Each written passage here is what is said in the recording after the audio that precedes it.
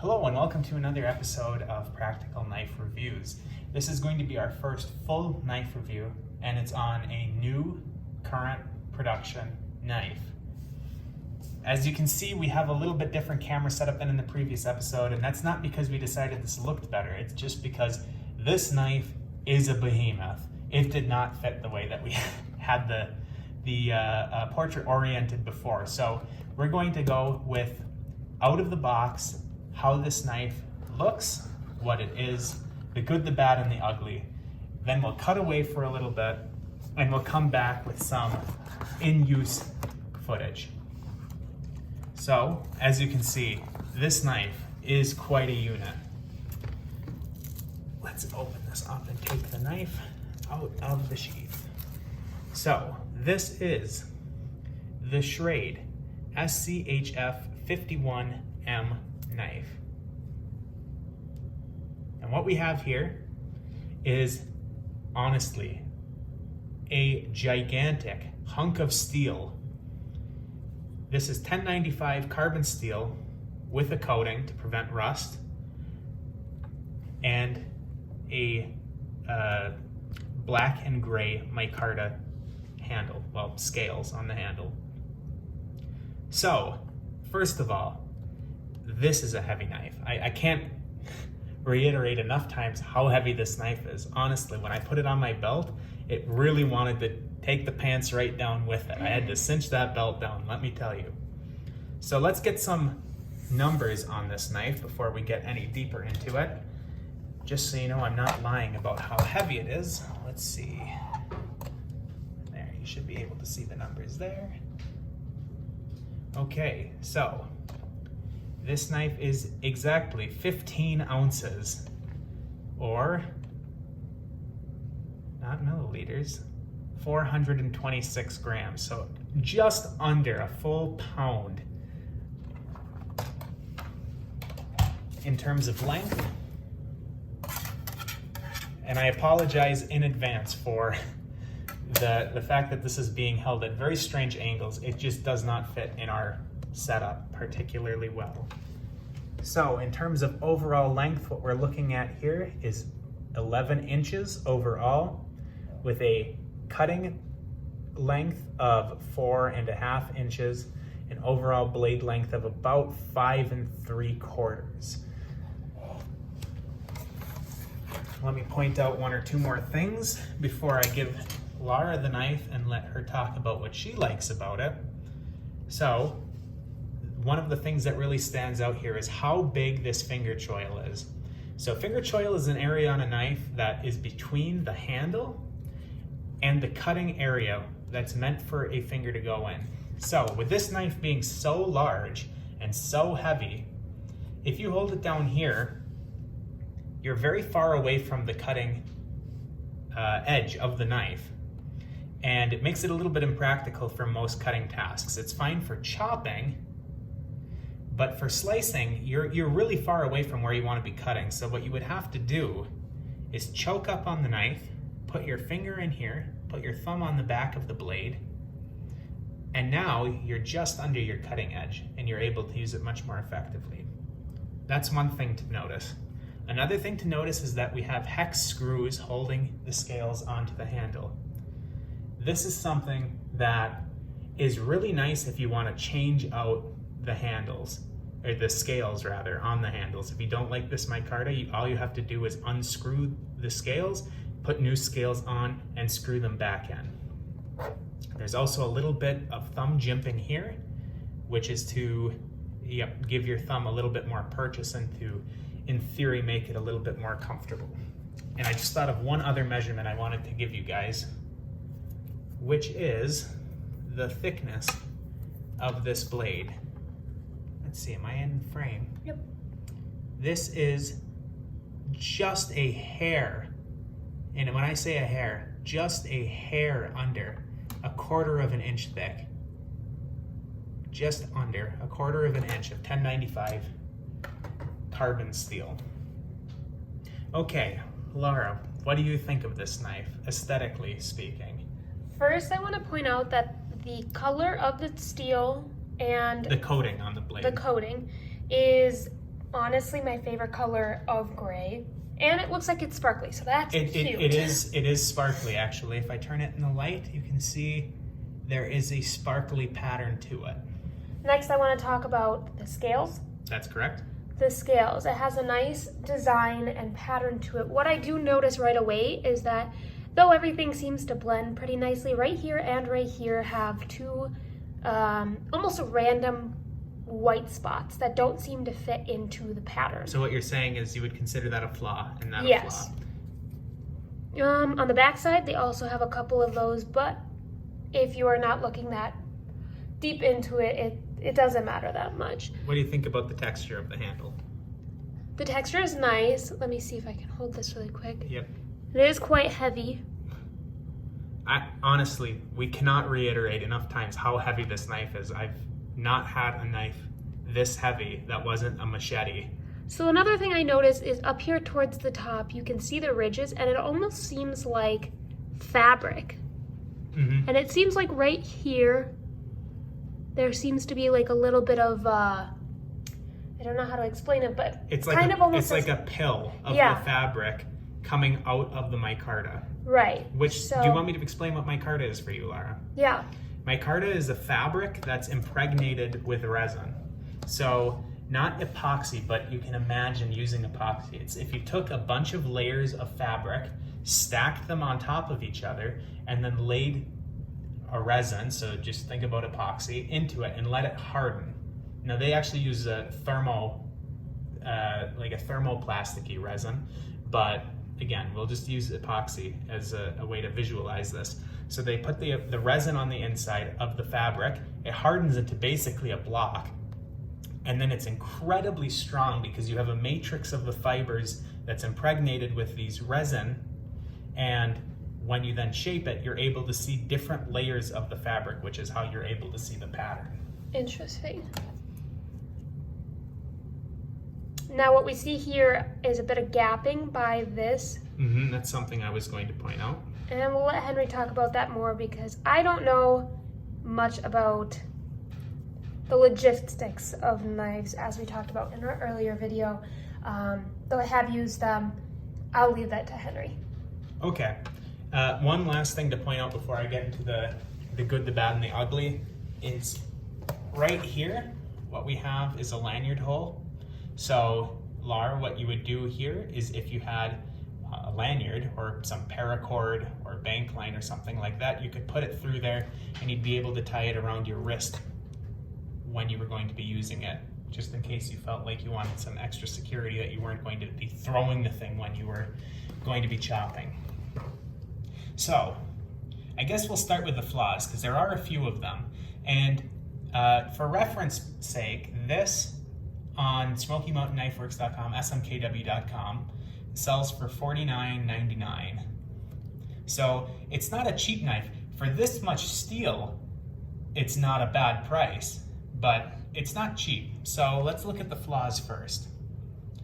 As you can see here, as Lara pointed out, you do see pretty significant gapping, both on the top and on the bottom of the scales. And that's because, as I said, the scales are held on with hex head screws, which is nice, but they didn't use any sort of glue or epoxy to affix the scales to the rest of the handle. This is called the tang, just in case you're wondering, Lara, the metal here. They didn't use any glue or epoxy to affix the scales to the tang, so the only thing that's holding it together is the hex head screws, which means that even though it's held together very tightly and it's not going to come off, these areas can flex out because there's actually nothing holding them on. So aesthetically, it's a bit of a problem. It's not going to actually lead to failure because these are holding it on very tightly in two different positions. It's just kind of ugly, and yeah, you can actually feel the little bit of a bow to them. And if you squeeze, you can squeeze them together actually. The really big problem that I have with this knife, and let's see if I can show it. This might be tricky. The grind is incredibly uneven. I might have to hold it like this. Let's see if I can do this. If I put my hand under here, there you go. look at how this grind is. You can see down here that the edge is approximately centered in the blade. But as we move forward, that edge shifts all the way over to the left. You can see that the edge really should be somewhere right around where the tip of my fingernail is, but if I shift it back and forth, you can really tell the edge is all the way on this side of the knife. And that's something that it just shouldn't happen. It impedes the practicality of the knife, because your cutting edge is going to be uneven as you go from here, where it's centered, where it should be, to here, where it's way over on the left, and then it starts to come back a little bit towards the end. So that's something that, if you have the tools, which I do, you can fix it. But if you're paying $50 for a knife, you shouldn't expect the grind to be that uneven. Those are the two main issues I have with it. Now let's do two quick tests. This is out of the box. I have not modified anything on it yet. We'll test for sharpness just on regular old lined paper. So a bit of tearing.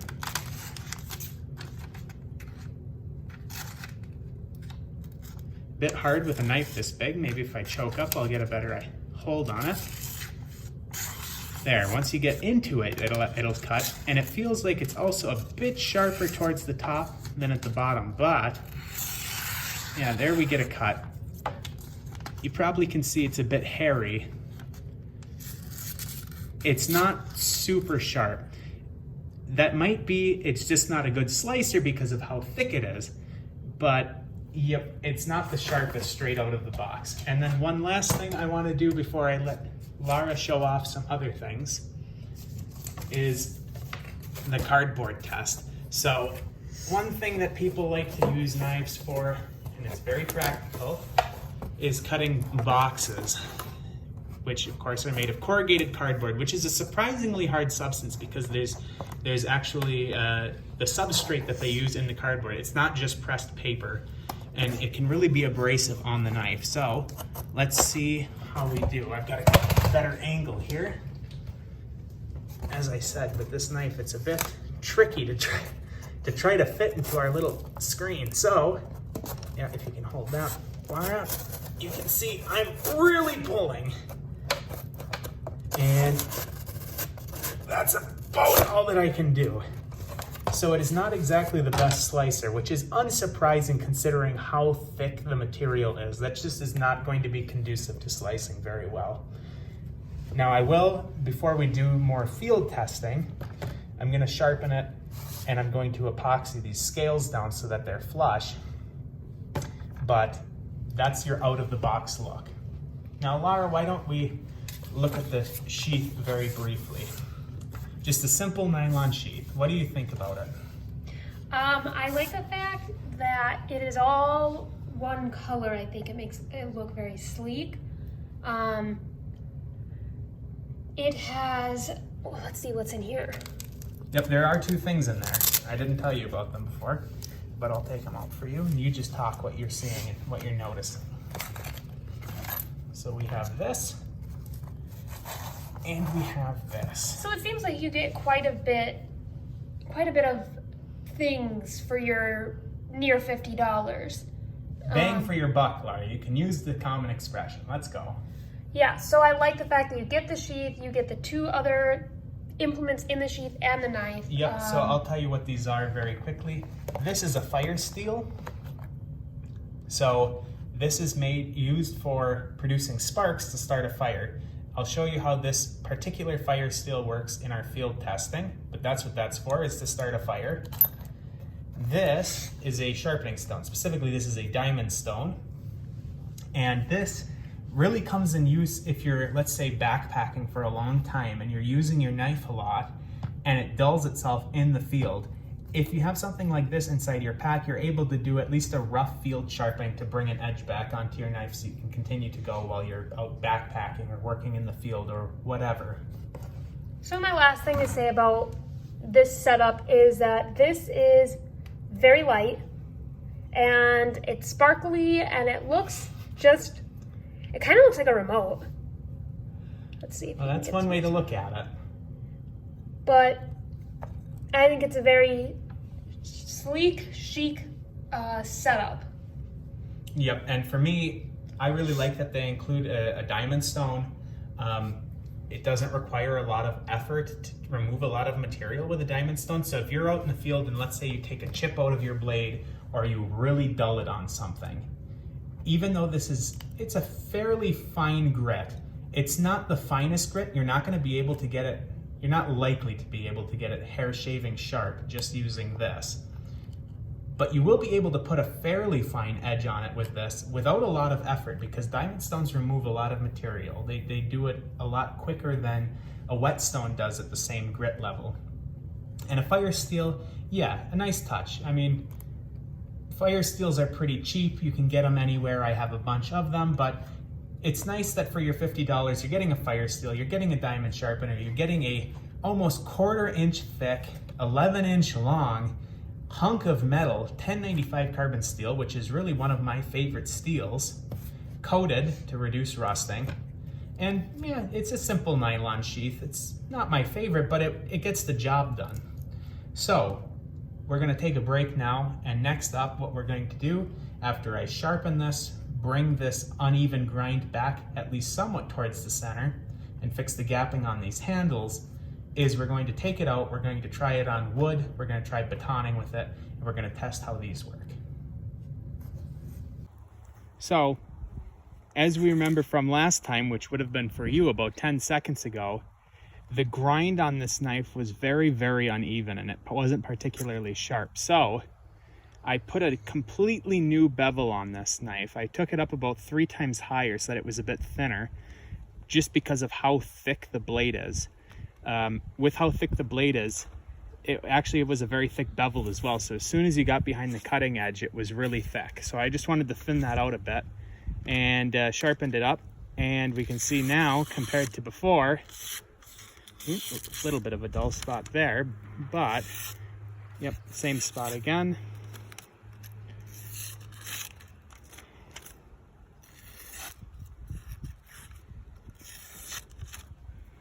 Compared to before, infinitely better. Yeah, there we go.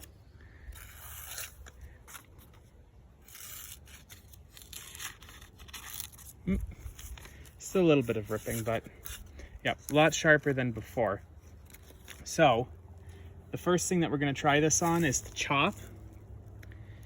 I've been testing this just a little bit, which is why it was razor sharp before I started testing it. I've dulled the edge just a little, but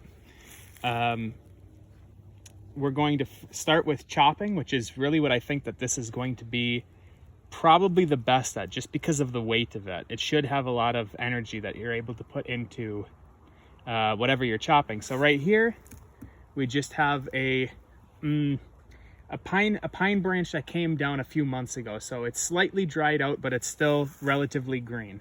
And we're just gonna chop right through it. We'll see how well this goes. Ready?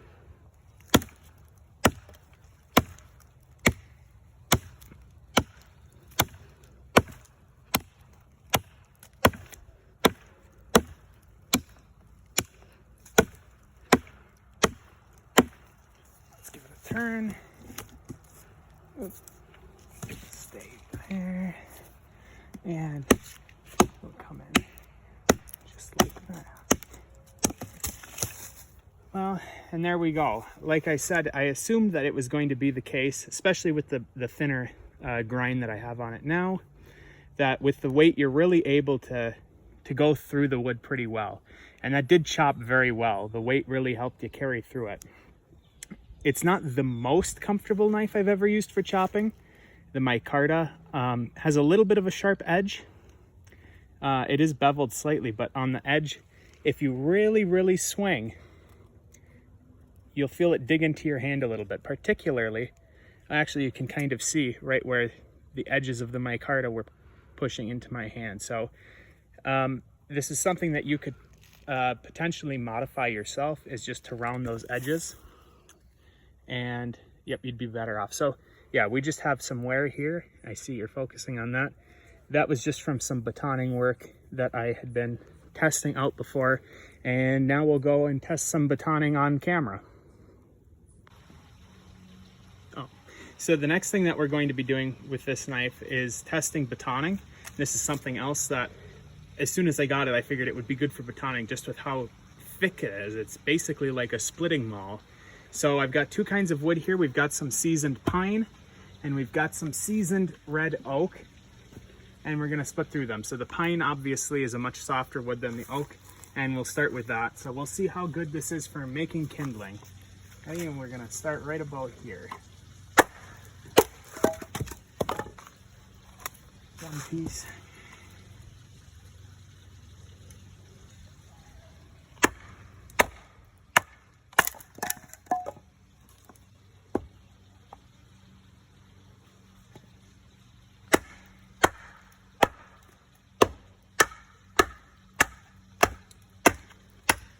Now this is the one slight issue with this knife, is that despite how thick it is, the cutting edge of the blade actually isn't tremendously long. I have several fixed blade knives that weigh a lot less, that are significantly longer in terms of the cutting length.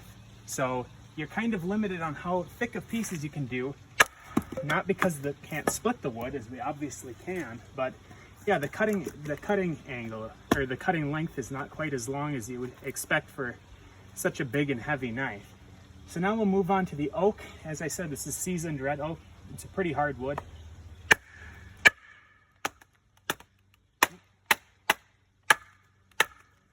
And there's a slight twist in the grain of this wood, but no real knot. And as we can see, there's that twist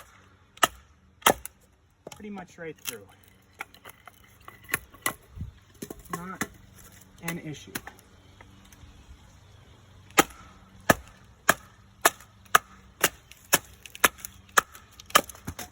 And I know some people say that you shouldn't be batoning with knives, but honestly, with 1095 steel that's that thick, I'm not sure you'd be able to break that batoning basically anything.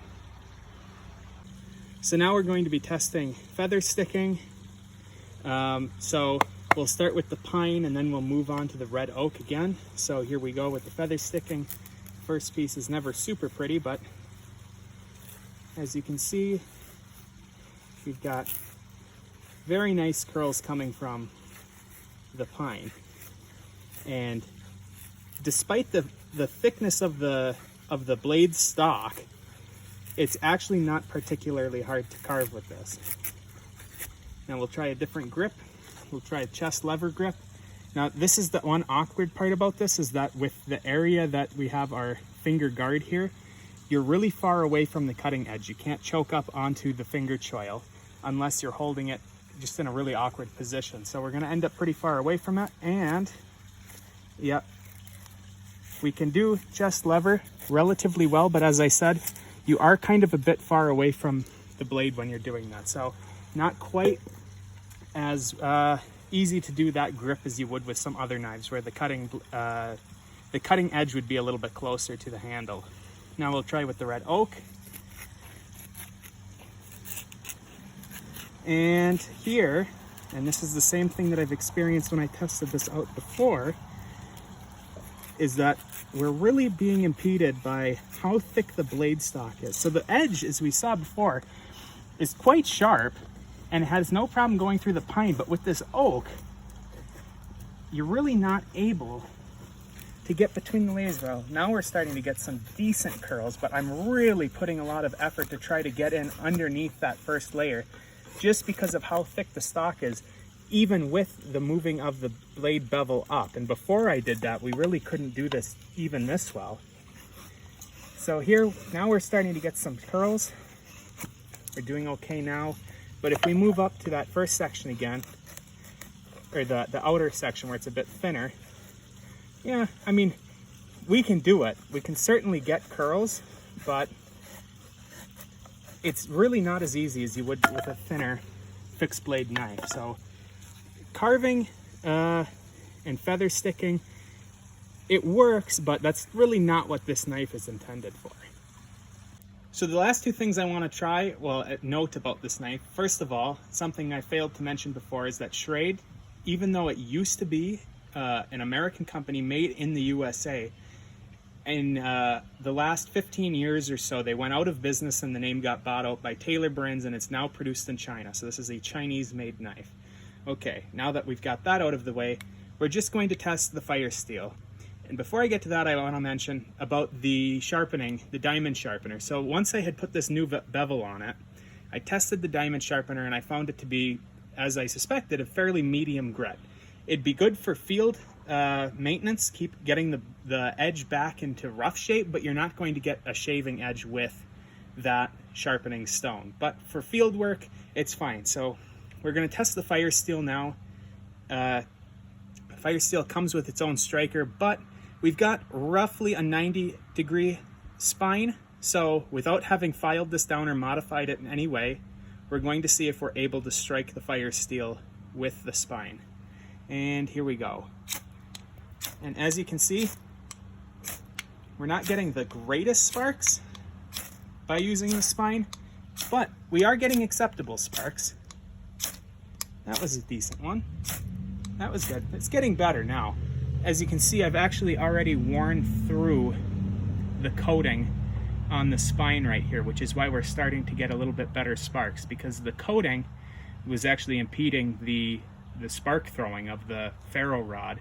Now that we're through that, we're starting to get a little bit better sparks. That was a nice one. Now, I'll just show you how it works with the striker that it comes attached to. So the length of the lanyard around it is a little bit short to use it well. You might want to lengthen it, put a new lanyard on that's longer, or just remove the lanyard entirely. But we'll use it as is, and you can see you get pretty good sparks like that. It's actually a fairly nice ferro rod. So, in conclusion, what do you get for $50? You get a massive chunk of 1095 high carbon steel coated, although the coating does come off. You get micarta handles, which look nice, attached by hex screws, which can be removable, and you can replace the handles if you would like. You get a ferro rod. You get a sharpening stone, diamond sharpening stone. Let me pull that out for you. And you get just a simple nylon sheath. So, what do I think about this in terms of the value? Well, you're getting your money's worth in steel for sure. There's definite flaws with it. Our grind was really, really off. The edge was really thick, didn't come particularly sharp. We have gapping at the top of the handles. The edges are not chamfered, so they are a bit uncomfortable when you're chopping. But we've got a nice ferro rod. You get a halfway decent diamond sharpener that would be fine for field repair. You get a massive chunk of steel. If you're somebody who's willing to do modifications on your knife, for $50, you definitely could do worse than this. You're getting enough steel here and a micarta handle and the accessories that I think that $50 is a decent price for this, if you're willing to put the time into modifying it to match your own specifications. But if you're somebody that doesn't want to put effort into a knife that you just bought brand new, this probably isn't the knife for you. Lara, what do you think about it? I think from what I can see after the modifications, it turned into a pretty good knife. Myself, I don't know how to do all of the modifications, so I'm the type of person that would want to buy a knife ready to use. Mm-hmm. Is this something that you could see yourself carrying? No. And why not? It's pretty big. The knife that I carry is fairly small, and I have no use for something that big. What I'm carrying the knives that I have for are just cutting like small ropes or strings, or, you know, simple stuff that I don't go out in the woods and chop wood. Yeah, and I'll be honest with you guys. This is not, even though the sheath comes with a belt loop, this is not a belt carry knife. Unless you have a belt that cinches down incredibly tight and you're planning on staying out in the woods with no backpack for a month, this is not a belt carry knife. This is something that you would want to attach the sheath onto a backpack or something of the like, where you're not having to carry it on your pants essentially, because I've been carrying this on my belt for the better part of a week now. And every time I try to walk at any sort of speed with this connected to my belt, despite the belt being cinched down all the way, my pants just want to come down with that. On a pack, it's still going to add a lot of weight, but you're not going to notice it as much. So if you're planning on going into the woods and doing a lot of really heavy duty work, and you're not afraid of doing modifications to the knife, this could be a knife that you want to look at. There's a lot of potential here. But if you're just planning on using a knife for general purpose usage, or you don't want to do modifications on a brand new knife, well, I'm not sure that this knife is for you, but I can't say that it's a bad deal for $50 just because of what you're provided with in terms of the blade stock, the handle material, the accessories, and the sheath. So that's our overall review of the Schrade SCHF51M. Hope you enjoyed, and we'll see you next time.